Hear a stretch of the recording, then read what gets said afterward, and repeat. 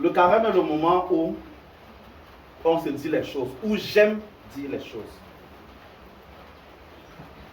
Je m'excuse d'avance parce que tout le long des 40 jours-ci, je vais détruire votre foi. Donc je m'attends à ce que les vrais croyants ne viennent plus chez moi. Faut qu'on est d'accord.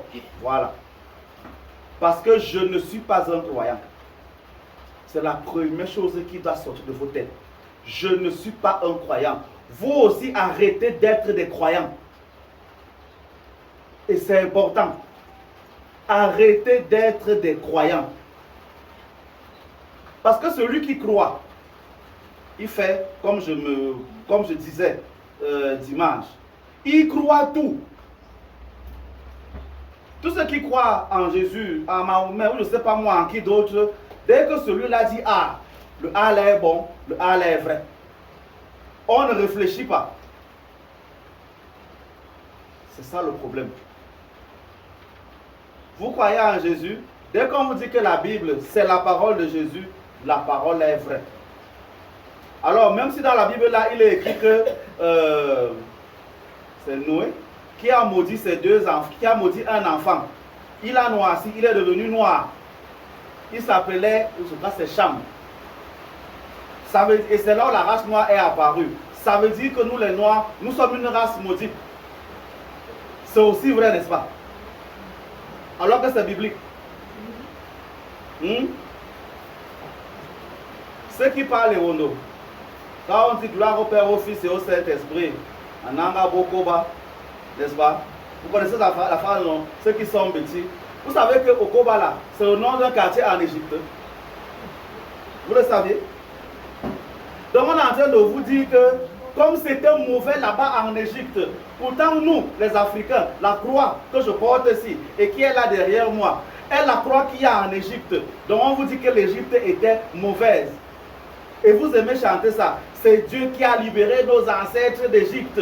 Donc ça veut dire qu'il est fort. N'est-ce pas? Donc il y avait trop de mauvaises choses en Égypte. Pourtant nous on essaie de vous dire qu'en Égypte il y avait les bonnes choses. Mais comme c'est biblique, c'est vrai. N'est-ce pas? On peut multiplier les exemples comme ça là. Comme Marie est tombée enceinte sous l'action du Saint-Esprit, les femmes aussi vont commencer à dire que non, on va tomber aussi enceinte sous l'action du Saint-Esprit. C'est vrai. Comment c'est possible? Comment c'est possible? Donc toi, parce que je peux dire que tu peux dire que pour toi c'est bon. Donc toi, si ton fils vient te dire que sa femme lui dit qu'elle est tombée sous l'action du Saint-Esprit, tu vas dire non mon fils laisse. C'est la parole de Dieu. C'est bon. Hein? Et vous croyez ça, n'est-ce pas? Donc il y a des choses comme ça que, donc je ne veux pas que vous soyez des croyants. Et l'une des choses, l'une des devises de l'un de mes comptes, c'est passer de la foi à la connaissance. Je voudrais donc que vous soyez des connaisseurs et non des croyants. Le croyant ne réfléchit pas. À partir de maintenant, ouvrez vos têtes. Allez taper sur Google comment on fixait la fête de Pâques. Vous allez voir comment on vous dit que c'est par rapport à la pleine lune. Je vous dirai ça tout à l'heure. Amusez-vous, j'ai fait la capture d'écran devant quelqu'un qui discutait. J'ai pris son téléphone. Comment est fixée la date de Pâques. C'est bête là. À partir de la première pleine lune du printemps, c'est tout. 40 jours plus tôt, le carême commence. C'est pour ça que le Pâques se balade tout le temps. Ce n'est pas à une date fixe. C'est logique. Pourquoi donc ils font de la connaissance, vous ne voulez pas connaître? J'ai discuté avec un ami qui est prêtre. Je lui ai dit que je ne crois pas à l'incarnation. Il me dit non, c'est pas sérieux. Je dis bon, ok, d'accord. Admettons que Jésus a existé un jour. Soit. Il est né quand? Ah bon? Qui était là? On connaît seulement le jour. Quelle année alors? On ne connaît pas. Adam. On ne connaît pas, n'est-ce pas? Bon, ok. On ne sait pas quand il est né. Il est mort quand? Donc, vous voyez comment c'est flou, non? Donc, même la Bible vous annonce de croire en un Tara. Donc, on ne dit pas le jour qu'il est né ou le jour qu'il est mort. Pourtant, vous, on connaît le jour que tu es né. On connaît ton père, on connaît ta mère. On connaît le jour que tu es mort. Donc, vous allez me dire que vous croyez à quelqu'un qui est né à Noël et qui est mort, je ne sais pas moi, avant pas. Je ne sais pas comment vous dire ça autrement. Je fais ça comment? Je fais ça comment? C'est ça qui est beau, n'est-ce pas? Bon. Ok. J'étais en train de dire que je ne veux plus voir les gens qui croient. Je ne veux plus voir les gens qui croient. La foi ne vous sert à rien. La foi ne vous sert à rien et je le maintiens. La foi ne vous sert à rien. Si vous voulez, elle vous sert à être manipulée tout simplement. Comprendre qui pourra. Donc c'est la première chose. Le carême n'est donc pas le moment où on se prépare à la mort et à la résurrection de Jésus. On est d'accord sur ça. Parce que Jésus n'a jamais existé. Il ne peut donc pas vivre, ni mourir, ni être crucifié. C'est impossible. C'est impossible. Ça ne veut pas dire que vous qui l'avez payé là, vous faites mal, ça vous regarde. Je ne veux même pas savoir ce que c'est. Ça ne me regarde pas. Mais je dis seulement que ne dites pas que le carême, c'est le temps où on se prépare à la mort et à la résurrection de Jésus. C'est faux. C'est absolument faux. Parce que le carême a existé avant que Jésus n'existât. Un jour, s'il lui existait. Il y a quelqu'un qui m'a demandé que même pourquoi tu n'as plus prier par Jésus? C'est ton choix, non? Prie par Jésus, si c'est bon pour toi, d'accord. Il n'y a pas un souci. Et c'est ça que vous devez comprendre. Donc le rituel des cendres qu'on va faire, il n'est pas lié à Salomon qui s'est assis par terre sous les cendres, machin. Zéro. Il n'est pas lié à ça. Quand ton père, quand les grands-parents faisaient lycée au village, toi tu partais pleurer, ou bien non, même pas lycée, c'est trop compliqué. Le tcho, c'est-à-dire qu'il y a la mort par accident dans ta famille, quelqu'un meurt mal par accident ou par noyade, ou bien par meurtre, ou bien que son corps ne rentre pas. On lave toutes les autres personnes. C'était pas avec les cendres qu'on faisait ça. On fait le veuvage avec quoi chez vous? Avec les cendres, non. On a demandé ça à Salomon avant de faire ça. Donc ce n'est pas là-bas qu'on est allé chercher ça. Ce n'est pas là-bas qu'on est allé chercher ça. Maintenant, entendez les gens. Nous, on ne fait pas ça chez nous parce qu'on a gâté les gens avec le veuvage. On a fait le veuvage à telle femme, elle est devenue mauvaise. Donc il n'y a plus le veuvage. Ok, d'accord. Vous connaissez le nombre de gens qui sont morts à cause de la messe. On a arrêté de faire la messe. Quelqu'un a bien reconnu que la messe a fait du mal à quelqu'un. On a peut-être que vous ne saviez pas.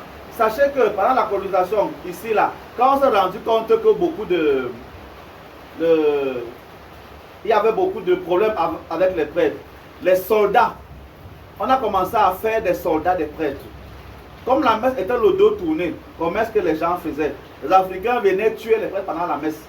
Parce que tu as l'autre deux, tu ne vois pas ce qui se passe derrière toi. Ils viennent, ils t'assomment, tu meurs. On a commencé à prendre les soldats qui s'habillaient en prêtre pour piéger les gens. Parce que lui, il pouvait se battre. Résultat, on a ici, par la colonisation, des gens qui se disaient prêtres, mais qui étaient des soldats. Juste pour arrêter les gens. Vous avez arrêté de faire la messe pour autant? Beaucoup de religieux sont arrivés ici avec pour but, selon le roi belge, d'annoncer aux gens de laisser leur richesse, de déposer la sorcellerie à l'église pour que les blancs les prennent. Quelqu'un a arrêté de faire la messe pour ça? Mais dès que c'est une tradition africaine, non, on tue les gens là-bas. Non, il faut arrêter pour être moderne. N'est-ce pas? Vous êtes déjà moderne. Vous oubliez les traditions de chez vous. C'est ça le problème. Donc vous liez tout ce qu'on fait maintenant à ce que les blancs vous apprennent. C'est ça qui est un souci.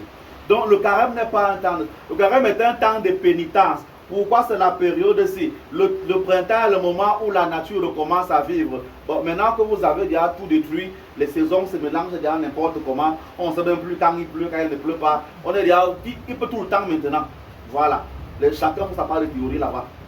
Mais à un moment donné, on savait que l'année commençait en mars.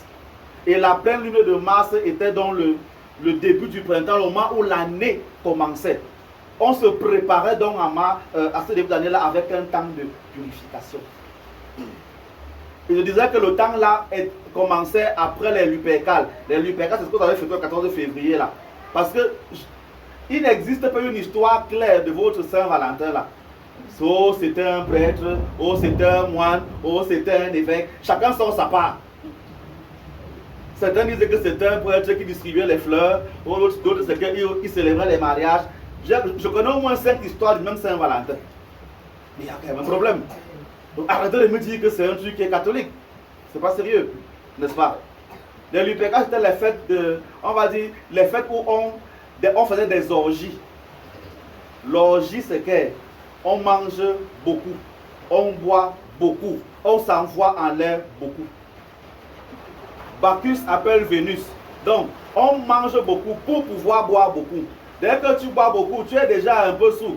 Toi, la femme, tu veux déjà soulever la robe. L'homme, il est déjà tendu. Feu. Les gars s'envoient en l'air. Vous voulez voir l'exemple des orgies? Allez télécharger le film Ice Watch Shut. C'est simple. Qu'est-ce que les gars faisaient? Les gars mettaient les masques. Donc tu ne sais même pas avec qui tu t'envoies en l'air. La femme est déjà prête, elle est déjà sa caleçon. Toi, l'homme, tu n'as que la forme de ce que les prêtres, qu'on appelle la chape. Donc un habit qui est juste long comme ça là. Et en bas, tu n'as rien. Donc, dès que tu croises une femme, feu. Dès que tu fais seulement, il n'y a pas de que tu ne connais pas qui est qui. Ça peut être ta femme, ça peut être ta fille, ça peut être ta soeur, ça peut être... Ce qui se passe là où on fait l'orgie, reste là où on fait l'orgie. Le but c'est quoi? Il faut que les femmes qui veulent tomber enceintes tombent enceintes. C'était ça qu'on faisait la période du 14 février. Après donc ça, on a engagé dans le temps des purifications. On se purifie, on se purifie. On arrive donc aux fêtes de la lumière avec la pleine lune. C'était comme ça qu'on vivait à l'époque. Donc les 40 jours que vous faites, c'est d'abord, c'était pas 40 jours, mais bon, on aime 40 parce que c'est un chiffre de purification, soit. Donc vous comprenez, donc c'est ça le symbolisme qu'on fait là maintenant. Retenez-le, c'est important. Troisième chose, vos choses que vous devez mettre le signe de croix seulement ici là. Quelqu'un dit qu'il est faux sur mercredi descendre, on lui a mis une binde de croix ici là. C'est bon. Les gars vont faire dans les statues là, les selfies de ça. Oh, j'étais à la messe, quelqu'un est sérieux le matin, ils sont là. Et les filles devant l'église, oh, machin, c'est tout ça.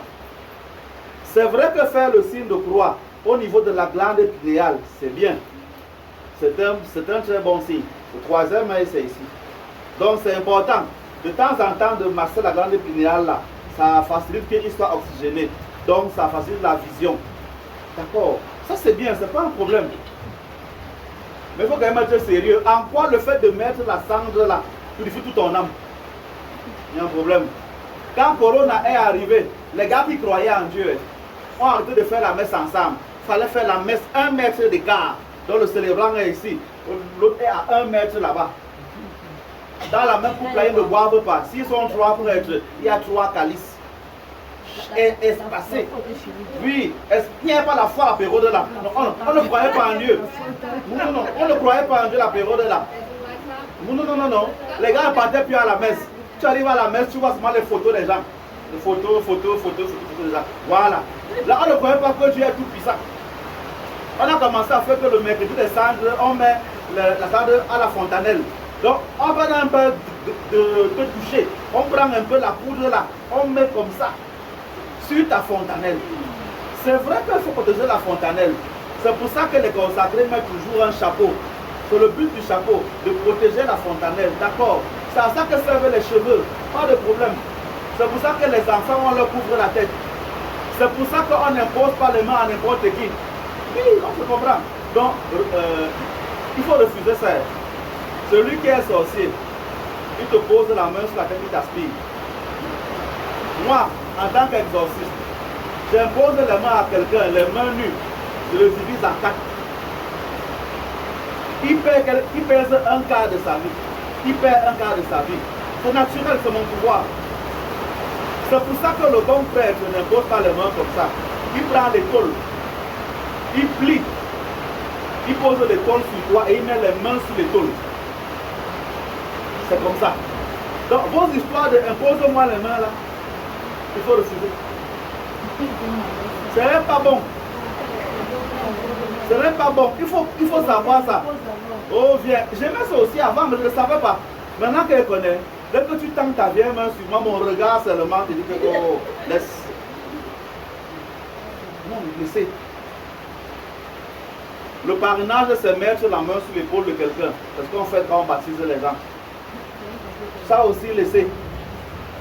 Donc, c'était comme ça. Donc, c'est vrai que c'est important de protéger dans sa fontanelle, mais mettre quelques miettes d'encens là, c'est zéro. Quand vous trompez, c'est zéro. Voilà. J'ai dit ce que je ne vais pas faire. Maintenant, qu'est-ce que vous allez faire maintenant? Vous allez vous rendre la cendre du sommet des cheveux à la plante des pieds. La cendre aspire les mauvaises choses. C'est un élément naturel.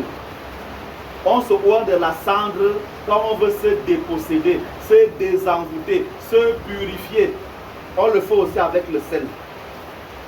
La cendre est importante parce qu'elle mélange au moins deux éléments. Le bois est quand même inspiré, vient de la terre. Donc il y a l'élément de la terre. Ça veut dire que celui qui met le sel, il s'arrête à ce niveau-là. Il a le bois. N'est-ce pas? Et les cendres que vous avez même là dans vos églises là, c'est les cendres importées encore. Seigneur Dieu. Donc il n'y a pas le bois dans vos villages ici là. C'est vrai non? Les cendres comme dans les églises catholiques là, mais c'est importé. Non, laissez vos machins, laissez vos histoires là, laissez, pardon, laissez. Laissez. J'ai brûlé les rameaux, j'ai brûlé 20 rameaux aujourd'hui. Je ne suis pas sûr que ça pouvait faire un plat. Laissez. Attendez, une cendre qui est toute, elle est niangalement noire. Elle est propre, bien noire. Il n'y a même pas une miette.